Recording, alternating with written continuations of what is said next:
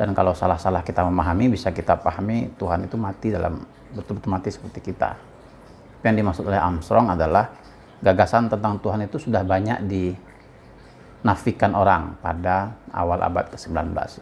Kita tahu ada tokoh seperti Karl Marx, Friedrich Nietzsche, Sigmund Freud, Darwin.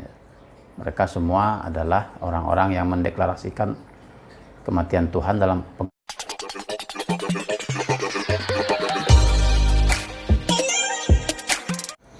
Assalamualaikum warahmatullahi wabarakatuh. Teman-teman, kita berjumpa lagi dalam program Kopi Pagi. Pada episode kali ini saya akan mengulas satu buku yang luar biasa berjudul Sejarah Tuhan. Buku ini ditulis oleh Karen Armstrong, seorang penulis yang sangat produktif sekali di bidang studi-studi agama. Hampir semua bukunya itu bestseller ya. Ada buku sejarah Alkitab, ada buku Perang Suci, ada Masa Depan Tuhan, ada Berperang Demi Tuhan, ada Sejarah Muhammad, dan lain-lain. Semua bukunya itu hampir menjadi bestseller termasuk di Indonesia. Bukunya ini sering disalahpahami oleh orang-orang. Jadi orang-orang mengira, oh kok ada buku sejarah Tuhan, kok Tuhan itu ada sejarahnya. Nah ini tentu ucapkan oleh orang-orang yang tidak membaca buku ini. Dulu waktu saya kuliah, ketika membeli buku ini, ada yang teman melarang jangan baca buku ini karena nanti sesat ya, karena isinya menyesatkan, masa Tuhan ada sejarahnya. Terus saya tanya, emangnya udah baca? Ternyata dia belum baca. Jadi banyak orang yang malas membaca, melihat buku hanya dari judul, dari covernya, sehingga bahwasanya tidak pernah bertambah. Jadi buku ini tidak membicarakan tentang sejarah Tuhan yang menjadikan Tuhan sebagai subjeknya. Oh, kapan Tuhan lahir, kemudian bagaimana Tuhan sejak kecil sampai dewasa, tidak demikian. Buku ini menceritakan tentang sejarah pemikiran manusia tentang Tuhan. Jadi bagaimana dulu orang-orang awal memahami Tuhan, memahami realitas Tuhan, bagaimana sekarang kita memahami Tuhan. Jadi sejarah pemikiran kita untuk memahami realitas Tuhan itu sebenarnya yang dikaji oleh Karen Armstrong dalam buku Sejarah Tuhan ini. Dia memulai dengan sebuah pengakuan bahwa Karen Armstrong ini adalah seorang freelance monotheism. Jadi dia mengakui adanya Tuhan, tapi dia tidak terikat dalam doktrin-doktrin agama tertentu. Jadi dia monotheis, mengakui satu Tuhan, tapi dia tidak menjadi bagian dari agama monotheis.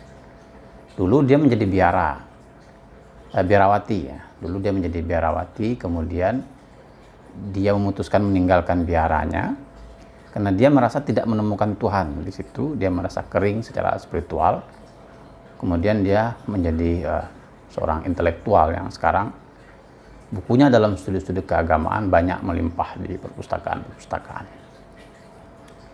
Nah, dalam buku ini Armstrong sebetulnya lebih banyak membicarakan tentang tiga agama monoteis besar, yaitu Yahudi, Kristen, dan terakhir adalah Islam. Walaupun dia membahas juga sedikit tentang Hindu, Buddha, Zoroaster, Konghucu, ya.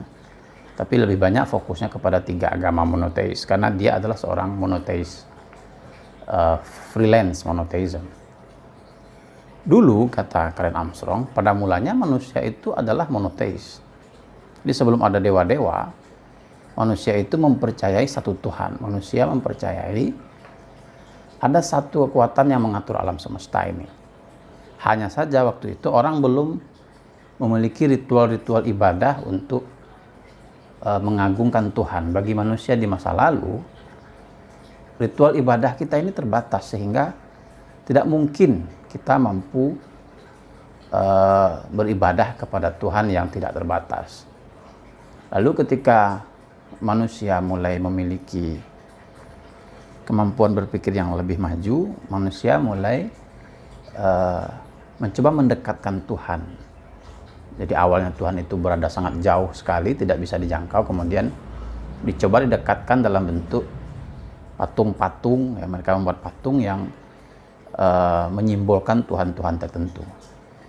Kemudian masyarakat mulai berkembang, orang-orang di Yunani yang sudah hidup dalam sebuah masyarakat yang teratur, membuat Tuhan sebagaimana persepsi mereka tentang kehidupan mereka. Jadi orang Yunani itu sudah mulai membuat sebuah birokrasi, ada pemimpin, ada menteri-menteri, begitu, sebuah birokrasi, sehingga mereka membuat dewa-dewa juga memiliki tugas-tugas yang sama seperti mereka di bumi. Jadi ada dewa yang mengurus hujan, ada dewa di bawah laut, ada dewa di bawah tanah. Mereka membuat dewa-dewa seperti mereka, kehidupan mereka sehari-hari. Mulailah orang memahami Tuhan dalam bentuk dewa-dewa. Kemudian manusia masuk kepada revolusi pertanian, ya, seperti yang sudah kita bahas dulu pada buku Sapiens itu. Ketika masyarakat sudah mulai bertani, mereka butuh seorang dewa yang menyuburkan tanah pertanian. Sehingga mereka ciptakan satu dewa, atau dewi tepatnya, dewa perempuan, yang berwujud seorang perempuan hamil, yang menjadi dewi kesuburan. Semua masyarakat pada masa itu memiliki dewi kesuburannya sendiri. Di Sumeria disebut Inanna, di Babilonia disebut Ishtar, Anat di Kanaan, dan Isis di Mesir, serta Aphrodite di Yunani. Jadi semua masyarakat yang sudah mulai hidup dalam sebuah masyarakat petani itu memiliki dewi kesuburan yang levelnya, kekuatannya sama dengan dewa-dewa yang lebih tua umurnya. Nah, baru kemudian agama monoteis kembali ke bumi ini, terutama ke orang-orang Yahudi melalui Abraham. Jadi Yahweh, Tuhannya orang-orang Yahudi, itu membuat perjanjian dengan Abraham. Abraham ditugaskan oleh Yahweh untuk mengajak manusia untuk hanya menyembah kepada satu Tuhan saja, yaitu Yahweh. Sebagai imbalannya, para keturunan Abraham ini akan menjadi raja-raja, akan menjadi nabi-nabi, dan menjadi pemimpin. Kemudian mulailah Abraham ini menyebarkan agama monoteis, ya, hanya menyembah kepada Yahweh. Kemudian anak-anaknya, keturunannya menjadi raja-raja dan nabi-nabi. Melalui Abraham inilah lahir seorang bernama Yakub. Yakub ketika diberkati oleh Yahweh, ketika diangkat menjadi nabi oleh Yahweh, diberi gelar, diganti namanya menjadi, bukan diganti ya, diberi gelar menjadi Israel, ya, artinya diberkati oleh Tuhan. Nah, kemudian anak keturunannya menjadi bangsa Yahudi. Kemudian mereka pindah ke migrasi ke Mesir, ya. Dari Kanaan migrasi ke Mesir.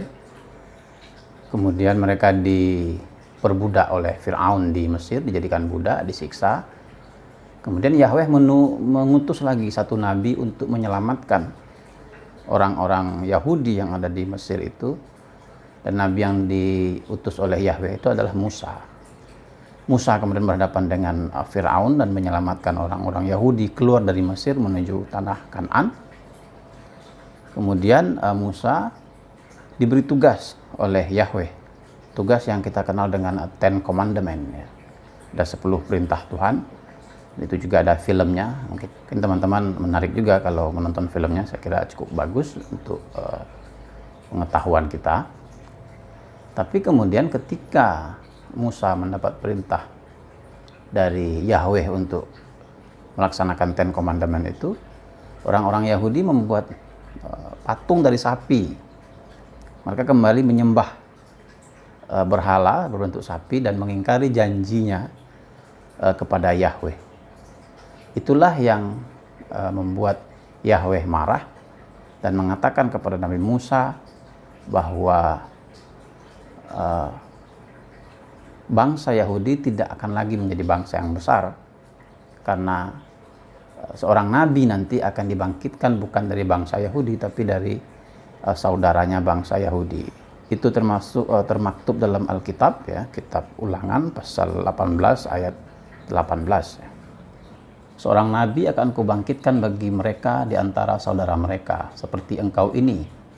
Aku akan menaruh firmanku di dalam mulutnya, dan dia akan mengatakan kepada mereka segala yang kuperintahkan kepadanya. Bagi para sejarawan Muslim, ini mengindikasikan bahwa Yahweh, Tuhannya Musa, itu sudah menyampaikan kepada Musa bahwa nanti Nabi akan dibangkitkan bukan dari bangsa Yahudi, tapi dari saudaranya bangsa Yahudi. Menurut sejarah, saudaranya bangsa Yahudi itu adalah bangsa Arab, ya. Karena melalui Ibrahim, Ishak melahirkan bangsa Yahudi dan Ismail mendirikan bangsa Arab. Ismail yang mendirikan Ka'bah bersama Ibrahim. Jadi yang dimaksud Nabi yang akan lahir dari saudara bangsa Yahudi oleh Yahweh kepada Musa itu adalah Nabi Muhammad. Nah, ini yang kemudian menjadi perdebatan panjang bagi umat Yahudi. Itu bukan Muhammad, ya. Tapi bagi umat Islam, bagi sejarawan Islam itu adalah Muhammad. Sekarang perdebatannya masih berlangsung. Tapi intinya orang-orang Yahudi pada masa itu berpaling dari janjinya untuk menyembah Yahweh. Kemudian Yahweh mengutus berulang kali mengutus Nabi untuk mengingatkan kembali orang-orang Yahudi untuk hanya menyembah Yahweh saja. Tapi orang-orang Yahudi banyak yang ingkar, banyak nabi-nabi yang dibunuh oleh orang-orang Yahudi ini. Sampai kemudian datanglah Yesus, seorang anak manusia yang lahir dari seorang perawan suci bernama Maria. Yesus ini sejak kecil sudah diincar oleh Raja Romawi, yaitu Raja Herodes, ya. Karena orang-orang dari Majusi, dari timur, bahwa nanti akan ada Raja besar Israel akan lahir. Nah, ketika Yesus ini lahir, Raja Herodes sudah mengincar dia untuk dibunuh. Kemudian malaikat memerintahkan keluarganya untuk mengungsi ke Mesir. Kemudian nanti setelah agak remaja, setelah muda, Yesus kembali ke Israel, ke Nazaret itu, untuk kemudian menyampaikan ajaran yang diperintahkan oleh Yahweh, atau di masa itu disebut Elohim atau Eli atau Tuhan. Tapi kemudian usia dakwah Yesus tidak berlangsung lama, dia ditangkap oleh Raja Herodes dan disalib. Sampai pada saat itu belum ada orang yang menganggap Yesus itu Tuhan atau anak Tuhan. Kata Karen Armstrong, sampai pada tahun kematian Yesus, tahun 30 Masehi, orang-orang masih betul-betul menganggap Yesus itu adalah seorang nabi, sama seperti Musa, sama seperti Ibrahim.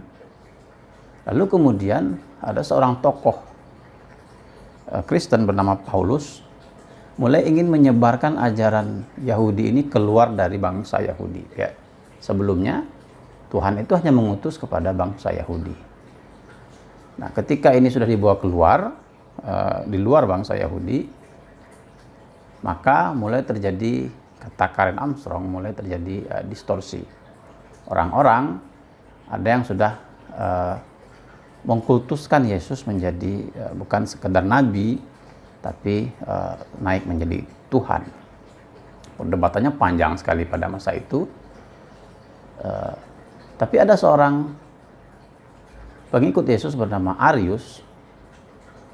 Dia menentang sekali ajaran yang mengatakan bahwa Nabi Yesus itu memiliki kualitas ketuhanan. Menurut Arius itu adalah penghinaan terhadap Tuhan, terhadap Yahweh, kalau Yesus dianggap Tuhan. Maka terjadi perdebatan yang tidak berkesudahan antara Arius yang mengatakan Yesus itu tetap adalah sebagai manusia biasa, walaupun dia seorang nabi yang memiliki banyak mukjizat, tapi tetap manusia. Tapi ada tokoh lain, Athanasius namanya, dia bersikeras bahwa Yesus ini adalah Tuhan atau anak Tuhan. Perdebatannya menjadi sangat berlarut-larut, sehingga datanglah seorang kaisar Romawi bernama Konstantin, membuat sebuah konsili, waktu membahas buku Da Vinci Code sudah kita ceritakan, sebuah pertemuan tingkat tinggi. Kalau sekarang mungkin kongres atau muktamar lah ya, konsili, pertemuan paling tinggi antara para pemimpin-pemimpin agama Kristen itu. Nah, di konsili itulah, di sebuah kota bernama Nizea, disebut dengan konsili Nizea, tahun 325 Masehi, diputuskanlah doktrin-doktrin pokok dalam ajaran Kristen, termasuk menetapkan Yesus sebagai Tuhan. Kemudian berkembang karena ada antara Yesus dan Tuhan itu, Yahweh itu, ada Roh Kudus sebagai perantara mereka, sehingga Roh Kudus juga kemudian dinaikkan levelnya menjadi bagian dari entitas Tuhan, sehingga kita mengenal apa yang disebut dengan ajaran Trinitas ya. Itulah kalau kita ingat bukunya Michael Hart ya, tentang 100 orang paling berpengaruh dalam sejarah. Dia akan meletakkan Nabi Muhammad sebagai orang paling berpengaruh dalam sejarah manusia, dan Yesus itu diletakkan di nomor 3, sementara nomor 2-nya adalah Isaac Newton.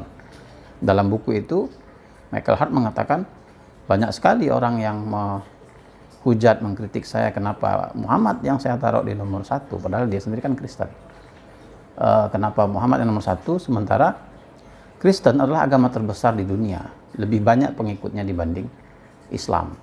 Maka Michael Hart menjawab, Muhammad adalah satu-satunya tokoh yang berpengaruh, yang berjasa terhadap, baik terhadap ajaran Islamnya, baik terhadap pengaturan masyarakat Islamnya, baik terhadap pokok-pokok fikih dan macam-macam. Tapi Kristen itu penyebarannya harus dibagi kepada 2 orang. Pertama Yesus, yang kedua adalah Paulus. Jadi pokok-pokok ajaran itu adalah jasa dari Yesus. Tapi banyak kemudian seperti Injil itu, Perjanjian Baru itu sebagian besar ditulis oleh Paulus. Jadi penyebaran agama Kristen, kata Michael Hart, itu harus dibagi 2 jasanya antara Yesus dan Paulus. Sementara Islam itu semuanya terfokus pada 1 orang, yaitu Muhammad, kata Michael Hart. Kemudian selanjutnya di bab berikutnya diceritakanlah tentang Islam ya, bagaimana konfigurasi masyarakat Arab di masa sebelum kedatangan Islam. Kemudian bagaimana Nabi Muhammad hadir sebagai seorang anak manusia biasa, menjadi remaja, kemudian menjadi nabi dan menyebarkan Islam. Itu penjelasan sangat panjang dan nanti sangat detail bisa kita baca. Tapi memang menarik, Armstrong memiliki penjelasan-penjelasan yang sangat objektif tentang Islam. Salah satunya yang bisa kita kutip adalah, kita mengetahui lebih banyak tentang Muhammad dibanding para pendiri agama besar lainnya, dan dalam Al-Quran yang waktu turun berbagai surah atau bagiannya dapat diketahui dengan tingkat akurasi yang masuk akal. Kita dapat melihat bagaimana visi Muhammad berevolusi secara perlahan dan menjadi semakin universal dalam cakupannya. Jadi secara objektif, Armstrong menilai sosok Nabi Muhammad lebih mudah diketahui daripada sosok pendiri agama yang lain. Dan kitab suci Al-Quran itu lebih jelas. Waktu turun ayat per ayatnya itu ada urutannya. Jadi lebih mudah diketahui, ditelusuri sejarahnya, karena asbabun nuzul ya kalau kita menyebutnya, sebab-sebab turunnya setiap ayat-ayat Al-Quran itu jelas rekaman sejarahnya. Itu berbeda dengan kitab-kitab yang lain, kata Karen Armstrong. Kemudian kutipannya yang lain, kita telah menyaksikan bahwa orang Israel kuno membutuhkan sekitar 700 tahun untuk memutuskan ketertarikan dengan keyakinan lama mereka dan menerima monoteisme.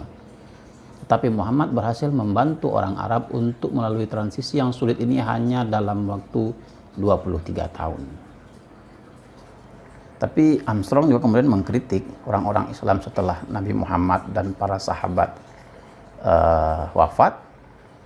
Orang sudah mulai kemudian membajak, kalau bahasanya Armstrong, membajak Al-Quran sesuai dengan kehendaknya masing-masing, sehingga banyak terjadi perdebatan-perdebatan yang membuat kemunduran Islam. Jadi kalau kita tahu setelah Bani Abbasiyah sampai ke puncak kejayaannya, perlahan-lahan kemudian Islam mundur dan akhirnya Abbasiyah habis ya, dihancurkan oleh Mongol, dan kekhalifahan yang lain juga perlahan-lahan habis. Terakhir adalah Turki Utsmani yang habis di tahun 1924. Jadi pertikaian egoisme antar umat Islam, antar pemimpin Islam, antar tokoh-tokoh agama Islam, kata Armstrong, itu sangat berperan dalam menghancurkan umat Islam hingga saat ini. Orang-orang Islam mulai berdebat tentang bagaimana memahami Islam. Mereka sepakat kepada satu Tuhan, Allah Subhanahu wa Ta'ala, yang disebut dalam Al-Quran. Tapi bagaimana kita menyikapi, bagaimana kita menghadapi realitas ketuhanan itu yang menjadi perdebatan. Ada satu perdebatan yang berusia berabad-abad, yang sampai sekarang orang masih berdebat, misalkan, apakah Al-Quran itu makhluk atau bukan? Nah, itu perdebatan yang tidak sederhana.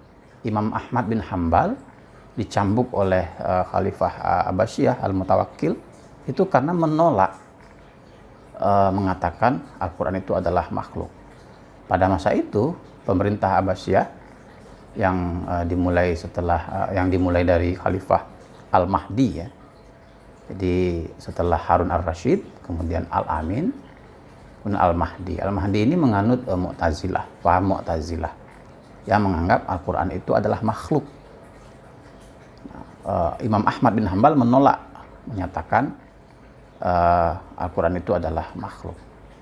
Kemudian setelah Al-Mahdi, tampillah Al-Mutawakkil menjadi khalifah, dan Al-Mahdi menitipkan kepada adiknya ini untuk melawan, ya, memenjarakan, menyiksa orang-orang yang tidak menganggap Al-Quran sebagai makhluk. Ada lagi perdebatan lain yang sampai sekarang masih diperdebatkan orang sejak masa lalu, yaitu di manakah Tuhan itu? Nah, ada yang mengatakan Allah itu duduk di singgasananya di Arsy ya.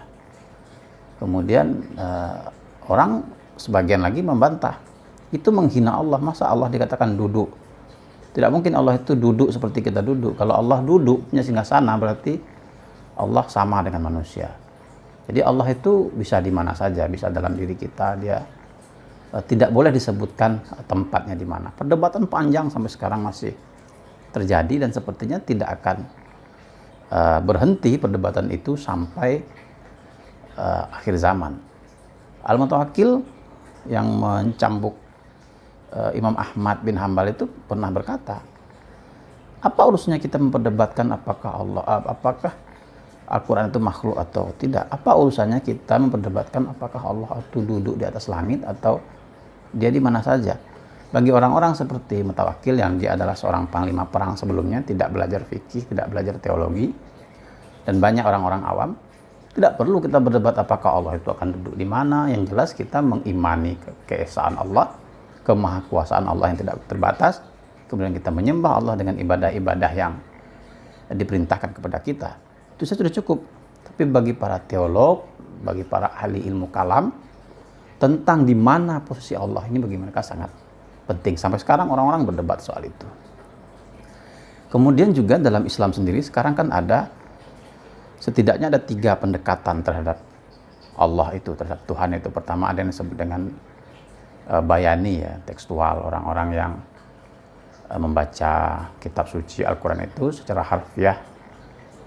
Kemudian ada yang disebut burhani, dengan penalaran, demonstratif, menalar dengan akal.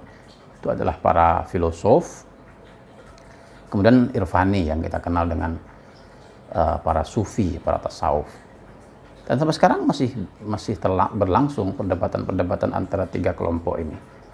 Kelompok pertama mengatakan Al-Quran itu harus dibaca sesuai dengan teks yang ada. Tidak boleh akal kemudian mencoba mempelajari Al-Quran lebih dalam, mengakal-ngakali Al-Quran, karena itu nanti akan menyesatkan. Tapi kemudian para filosof ya pada bab berikutnya nanti ada bab yang berjudul Tuhannya para filosof, mengatakan Tuhan bisa dibuktikan, kebesaran Allah itu bisa dibuktikan dengan akal, karena Allah menganugerahkan akal kepada kita untuk membuktikan kebenaran-kebenaran firman Allah.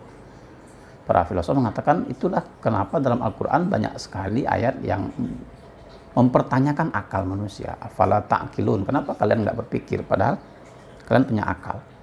Itulah yang membuat filosof-filosof muslim awal seperti Al-Kindi, Al-Farabi, Ibnu Sina, Ibnu Rushd mengeksplorasi betul filsafat. Kemudian mereka mendapatkan kebenaran akan wujud dan eksistensi Allah melalui akal.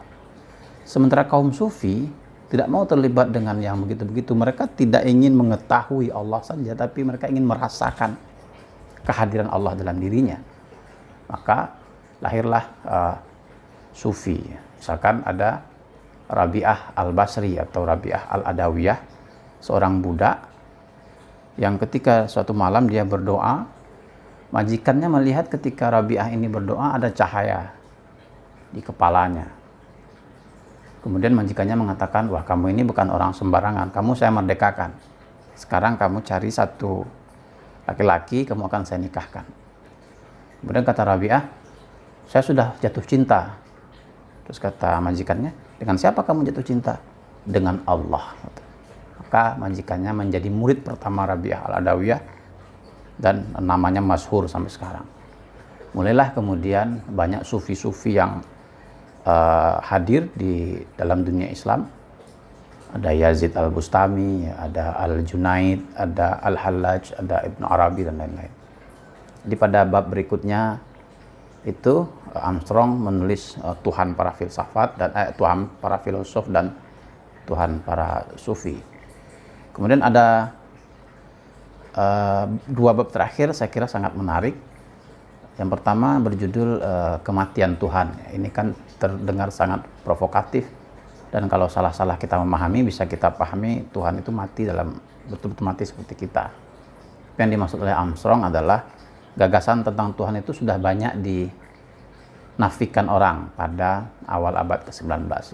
Kita tahu ada tokoh seperti Karl Marx, ya, Friedrich Nietzsche, Sigmund Freud, Darwin. Mereka semua adalah orang-orang yang mendeklarasikan kematian Tuhan dalam pengertian agama ini sudah tidak penting lagi bagi kehidupan manusia modern ini. Kemudian bab terakhirnya berjudul Adakah masa depan bagi Tuhan? Armstrong memprediksi, mungkin ini terkait juga dengan mirip-mirip dengan buku Homo Deus yang sudah kita bahas pada beberapa waktu yang lalu. Orang sudah tidak melihat lagi agama ini penting, ya. Orang melihat, kalau dalam Homo Deus kita baca, orang kemudian memilih menjadi humanis, ya, bahwa kepentingan tertinggi itu adalah dia, Tuhannya itu sudah pindah ke dalam dirinya. Dialah Tuhannya, keinginannya, apa yang membuat dia senang itulah yang akan dilakukannya. Dan sepertinya benar, orang-orang zaman sekarang sudah banyak yang sudah tidak lagi memikirkan apakah ini boleh dilakukan oleh Tuhan atau tidak. Di barat, kata Armstrong, gereja sudah kosong. Orang-orang Kristen tidak ke gereja lagi di barat sana. Karena mereka menganggap agama ini akan membuat kemajuan akan terhalang. Orang-orang yang terlalu lekat dengan agama, terlalu taat beragama, dianggap oleh mereka menghalangi kemajuan teknologi, kemajuan sebuah bangsa. Dan saya kira sekarang juga sudah banyak yang seperti itu. Umat Islam juga kayaknya sudah mulai ada yang menganggap, ya, kalau taat beribadah itu teroris, ya, kalau orang yang rajin ke masjid itu radikal, ya, kalau dia berjenggot atau pakai celana cingkrang itu ya fundamentalis dan lain-lain. Itu adalah paham-paham yang dulu sudah diprediksi sebetulnya oleh Karen Armstrong. Banyak di antara kita yang sekarang mencemooh orang-orang yang rajin beragama. Sementara orang yang tidak taat beragama, yang rajin melakukan pekerjaan dosa, malah bangga di sosial media dia melakukan kegiatan-kegiatan yang sebetulnya dia tahu itu dilarang oleh agama. Jadi buku ini adalah memang agak berat, ya, pembahasannya kalau kita tidak terbiasa yang baca mungkin agak berkerut-kerut, tapi sampai nanti kita baca 2-3 kali, kita mendapatkan satu paparan ilmu yang luar biasa dari buku ini. Bagaimana sejarah manusia menghadapi realitas tentang Tuhan, dan bagaimana kita, umat manusia yang hidup di zaman modern ini, menempatkan Tuhan kita. Ibnu Arabi pernah mengatakan, ada orang yang Tuhan itu hanya ada di bibirnya saja. Jadi kalau tiap hari dia menyebut-nyebut nama Tuhan, tapi tidak hadir dalam hatinya. Kan kita banyak melihat orang seperti itu. Ada dia Muslim, nampaknya rajin beribadah. Dia masuk partai politik, misalkan partai politiknya Islami, tapi kemudian dia korupsi. Dia menjadi anggota DPR, menjadi menteri, kemudian dia korupsi. Dia pasti bertuhan, tapi kata Ibnu Arabi, Tuhannya hanya diletakkan di bibirnya, di kantongnya, di dompetnya, tapi hilang di hatinya.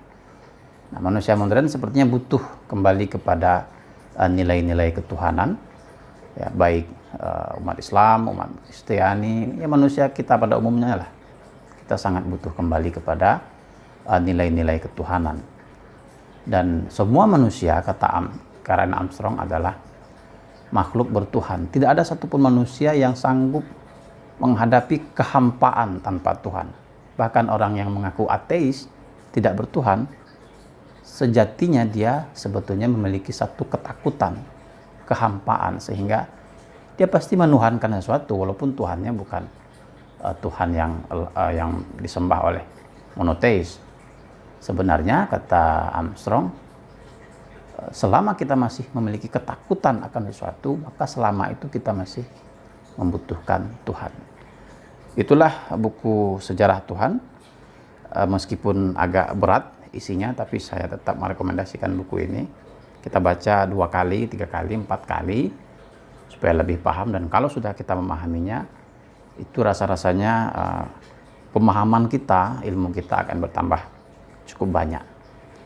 Itulah Kopi Pagi episode kali ini. Kita akan berjumpa lagi dalam episode selanjutnya. Assalamualaikum warahmatullahi wabarakatuh. Alright.